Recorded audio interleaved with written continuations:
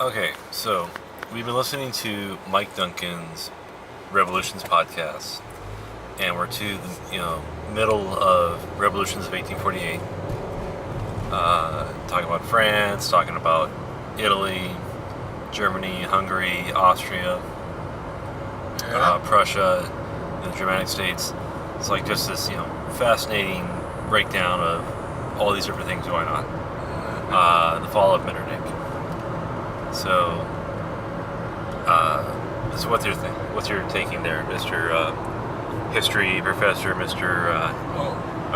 History knowledgeable, guy who just, What are you thinking? That human nature doesn't change, that we're ruled by our emotions, and that most violent conflict is unnecessary. Okay. Sounds good. I'm struck by how easy it was for these guys to realize, this is how we can revolt. This is how we can, we get a gang of guys together. We have a certain opinion. So, we can rally around someone, at least, and make a march, make a petition, make a list of demands to the government. Use that as the kickoff of, all right, let's march in the streets. What else? What else are you thinking? Well, if the petition is accepted and there's some changes made, then that's evolution. If it's not accepted, they crack down. Well, they accept the petitions when they just want to change the regime, or change who's in charge of the regime. Yeah. Who's managing the regime. Or they want to change. Not about changing, because what Mike Duncan's discussing is there's regime change, but the people want social change. Yeah.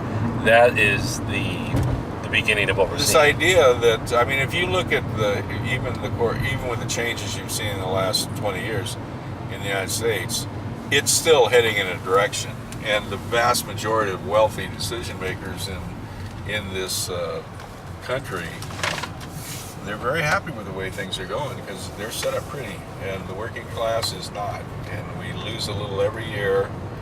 They play games with statistics, but buying power and the cost of living is, it's squeezing the middle class. One of the interesting things I found on the tape was when they talk about universal human rights. Most people don't know that when the Constitution of the United States was signed, only 39,000 people could vote out of a nation of about 4.5 million. You had to be white. You had to be male. That's what he covers in the Revolution podcast so be far. A landowner. So you couldn't that's what he was saying earlier with the French. That's why it was so avant-garde that even how the French expanded the suffrage movement. There's a lot of noble rhetoric, but the French can be pretty impressive too. The Foreign Legion's absolutely brutal. Makes our CIA look like. Well, that's what that's what he covered in the Haitian Revolution. So that's already been established, sadly.